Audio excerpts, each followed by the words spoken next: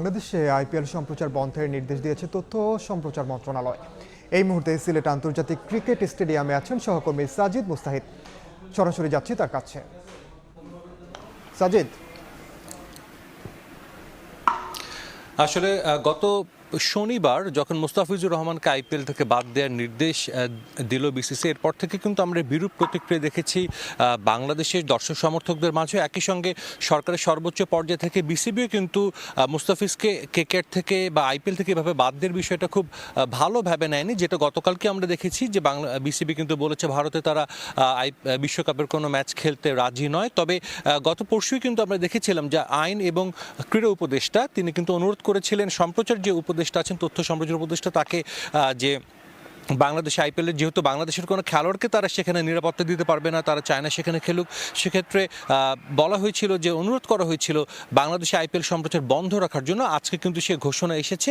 এখানে কিন্তু একটা প্রশ্ন আসছে যে বাংলাদেশের যেহেতু বেশ কিছু দুটি বেসরকারি চ্যানেল টি স্পোর্টস, নাগরিক টিভিতে সবশেষ মৌসুমে কিন্তু দেখানো হয়েছিল আইপিএলের ম্যাচগুলো সরাসরি, তারা কতটুকু ক্ষতিগ্রস্ত হবে কিনা দর্শকদের জানাতে চাই। আসলে এই চ্যানেলগুলো বা এই প্রতিষ্ঠানগুলো কিন্তু সরাসরি আইপিএলের কাছ থেকে খেলাটা বা আইপিএল কর্তৃপক্ষের কাছ থেকে খেলাটা কিনে নিয়ে কিন্তু সম্প্রচার করেন। একটা কনসোর্টিয়ামের মাধ্যমে তারা কিন্তু খেলাটা এখানে দেখানো হয় এবং পুরো সত্যটা কিন্তু কেনে সে একটি কনসোর্টিয়াম।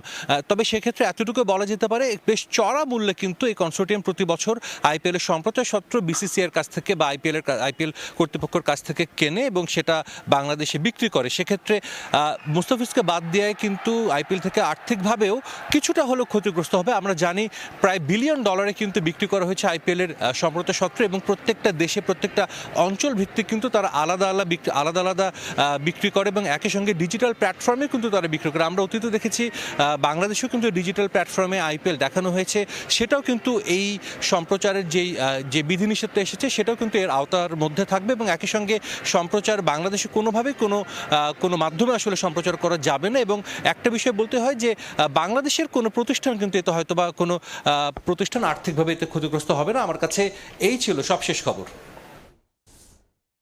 সরাসরি যুক্ত ছিলাম সিলেটে।